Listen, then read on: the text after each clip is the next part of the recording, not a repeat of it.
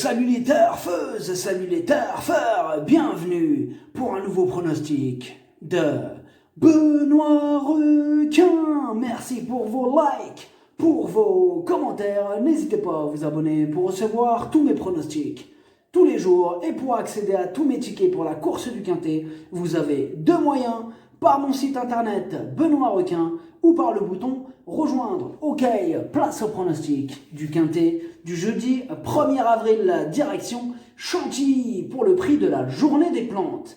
Plat, 1600 mètres, 15 partants car le 3 est non partant. Réunion 1, course 1, indice de confiance 2 sur 5. C'est du plat et comme bien souvent dans cette discipline, il peut y avoir de la surprise à l'arrivée. On va voir ça ensemble. Petit retour sur le Quintet du mercredi 31 mars.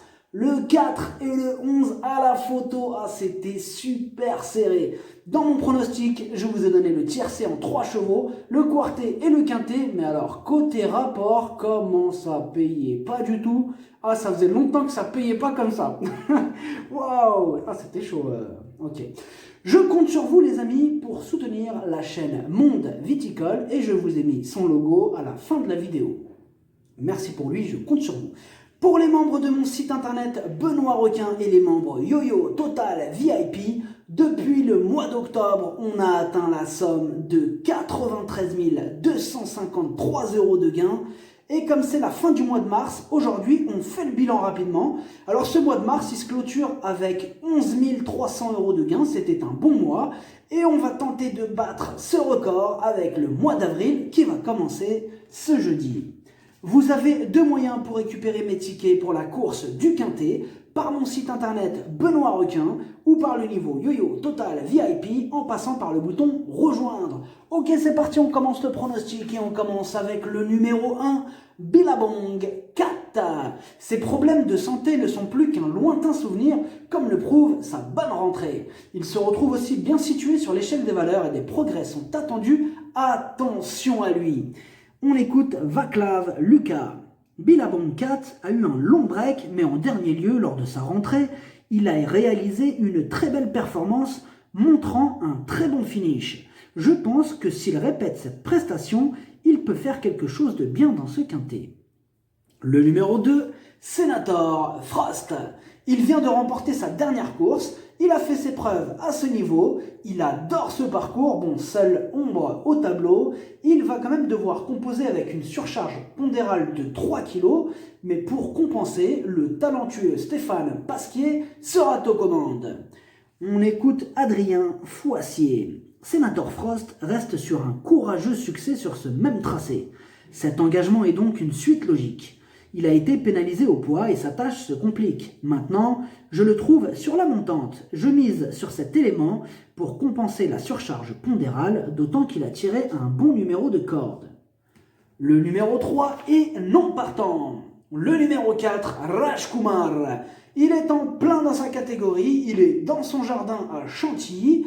Il a hérité d'un bon numéro et sera piloté par Pierre-Charles Boudot. Il s'annonce redoutable. On écoute Pierre-Charles Boudot. Rajkumar court super bien en dernier lieu. La course a été rythmée, on a patienté. Il a fait un très bel effort pour finir. Le numéro 5, Gris d'Argent. Il est en forme, il a remporté sa dernière course, il apprécie cet hippodrome et il est bien placé dans les stalles. Il a une belle carte à jouer. On n'a pas les commentaires de l'entraîneur pour le 5. Le numéro 6, As to Strike. Il s'améliore à chacune de ses sorties. Il n'a plus à faire ses preuves à ce niveau de compétition. Bon, il a été pénalisé de 2,5 kg, mais semble encore compétitif. On écoute Kevin Borgel. As to Strike est arrivé dans mes box en bonne forme et je n'ai fait que de l'entretien. On était confiant en dernier lieu. Il s'est imposé avec autorité. Pénalisé au poids, il revient dans un Quintet avec des prétentions. Je le trouve en très bel état et il respire la santé. Il devrait bien courir, j'y crois. Le numéro 7, Romero. Alors c'est une rentrée pour Romero, en ayant hérité aussi du numéro 16 dans les stalles. Il y a d'autres chevaux qui nous présentent de plus solides garanties. On écoute Ludovic Rovis. Romero va passer un test. En effet, sa candidature comporte beaucoup d'incertitudes. Il court pour la première fois sous ma férule, découvre les handicaps avec une valeur assez élevée et doit croiser le fer avec ses aînés. C'est donc un saut dans l'inconnu pour orienter au mieux la suite de son programme. Le numéro 8, Nord-Est. Efficace sur PSF, il apprécie aussi cet hippodrome. Il a hérité d'un bon numéro, il a déjà gagné avec Anthony Crastus sur le dos. Il peut faire mal. On écoute Jon Lare Alvarez. Nord-Est a prouvé qu'il était toujours compétitif en 37 de valeur. En dernier lieu, il s'est remarquablement défendu. Je le trouve très performant sur cette PSF. Il est resté dans un très bel état de forme. On revient à Chantilly avec l'intention de finir dans les 5 premiers. Le numéro 9, Walek.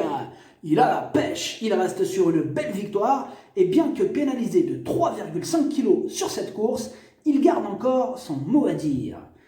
On écoute Marianne Falk-Weissmeyer.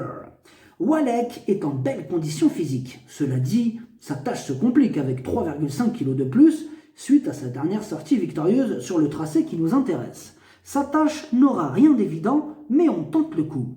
Nous devons essayer une fois pour voir ce que cela va donner.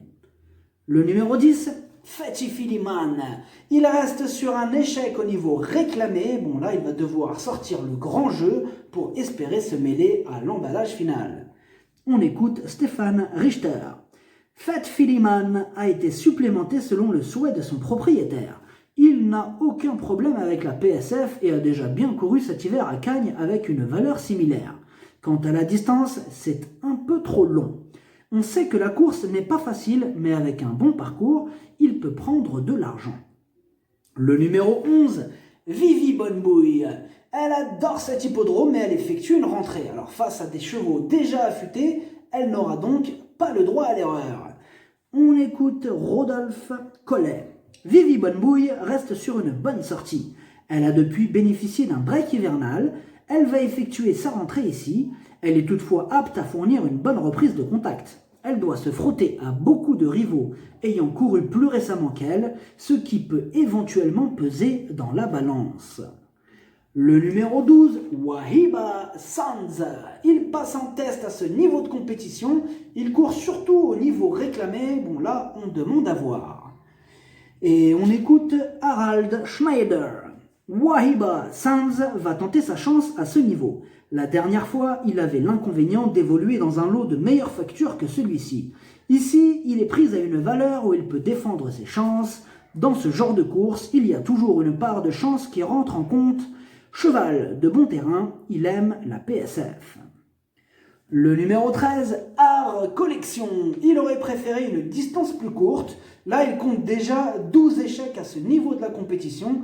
Difficile de lui accorder notre confiance dans ces conditions. On écoute Andrew Orlinshed. Art Collection a perdu un peu de vitesse, raison pour laquelle je le rallonge. Je suis obligé de le présenter sur 1600 mètres, n'ayant pas le choix alors que j'aurais préféré 1400 ou 1500 mètres. Il est bien et pris à une valeur où il peut être compétitif, c'est juste la distance qui me préoccupe. Le numéro 14, Max Ab.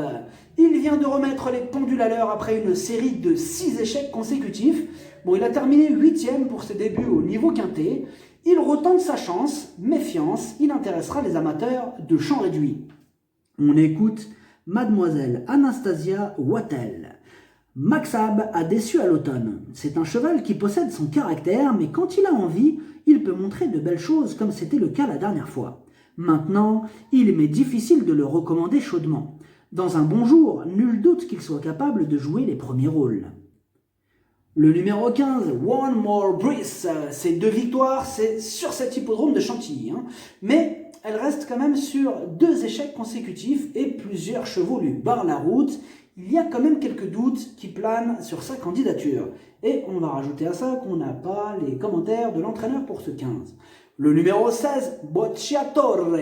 Il fait l'arrivée de toutes ses courses, mais ne cesse d'être pénalisé au poids. Sur sa grande forme, il va tenter de rivaliser dans cette catégorie. C'est un joli coup de poker à tenter, je l'ai gardé. On écoute Nicolas Collery. Bocciatorre est irréprochable. On profite des engagements sur la PSF, non loin de la maison et avec les pénalités encourues, on se retrouve cette fois dans un quintet. Ce ne sera plus la même chose. Il a déjà bien fait sur 1500 mètres, je suis confiant pour le voir bien se défendre. Le pronostic, ça donne 4, 5, 6, 2, 8, As, 9, 16, cheval de complément le 11, si jamais il y a un autre nom partant et ça peut arriver, le 14. Merci d'avoir suivi cette vidéo, n'hésitez pas à vous abonner pour recevoir tous mes pronostics tous les jours et pour accéder à tous mes tickets pour la course du Quintet, vous pouvez passer par mon site internet Benoît Requin ou par le bouton rejoindre sur le niveau Yo-Yo Total VIP. À jouer avec modération, bonne chance, chopez-le moi, ciao.